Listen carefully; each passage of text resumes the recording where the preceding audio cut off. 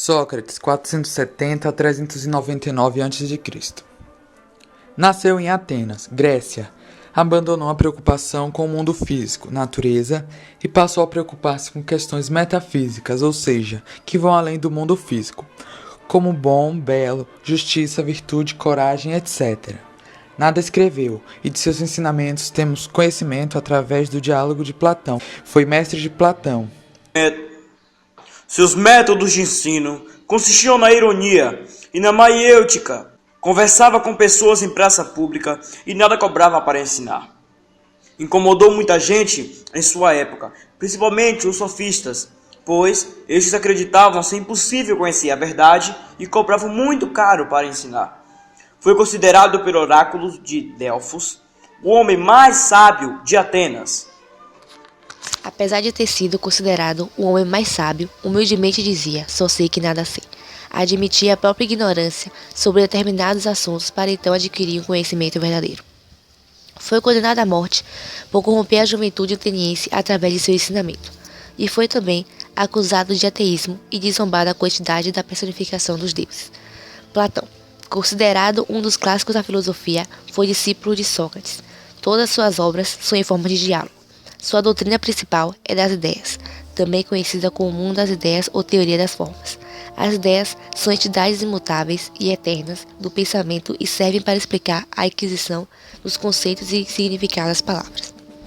Para ele, os sentidos revelam como as coisas são múltiplas e estão sempre mudando, porém revelam a unidade e a permanência das coisas. A ideia forma é o objeto próprio do conhecimento intelectual, é a realidade metafísica necessária e universal que ultrapassa o mundo das coisas, os sensíveis, que são particulares e contingentes, ou seja, não necessários. Platão, a polis platônica, classe dos magistrados, filósofo rei, legisla e governa a cidade. Classe militar, guerreiros, defendem a cidade. Classe econômica, artesãos e comerciantes, garantem a sobrevivência material da cidade. A palavra sofista, em grego, significa sábio. Portanto, os sofistas eram grandes sábios de sua época. Acreditavam que era impossível conhecer a verdade sobre as coisas e o mundo. Por isso, podemos dizer que eram rivais de Sócrates. Cobravam muito caro para ensinar o discurso, ou oratória, e a retórica, a arte de se comunicar de forma eficaz e persuasiva. Tinham a habilidade de transformar um argumento fraco em forte. Por tudo isso, podem ser considerados os primeiros advogados do mundo. Um dos mais importantes e influentes sofistas, Protágoras, que nasceu em 1490 a.C. e morreu em 1421. Ele dizia que o homem é a medida de todas as coisas, das coisas que são, enquanto são, e das coisas que não são, enquanto não são. O que ele quis dizer com isso? Que a verdade é relativa, ou seja, vai depender do ponto de vista de cada um. O que é correto para uma pessoa, por exemplo, pode não ser para outra.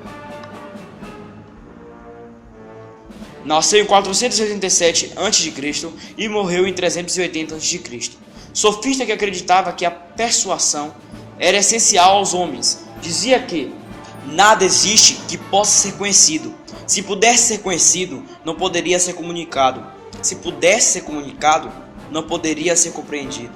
Portanto, o homem não pode conhecer verdadeiramente nada. O conceito de justiça. Afinal, o que é justiça? Para explicar esse conceito, Platão cria uma cidade ideal, divide-a em setores e distribui funções para cada setor. Portanto, diz ele, justiça é dar a cada um o que lhe é devido. É a cidade funcionando de forma perfeita, com os setores interligados em harmonia.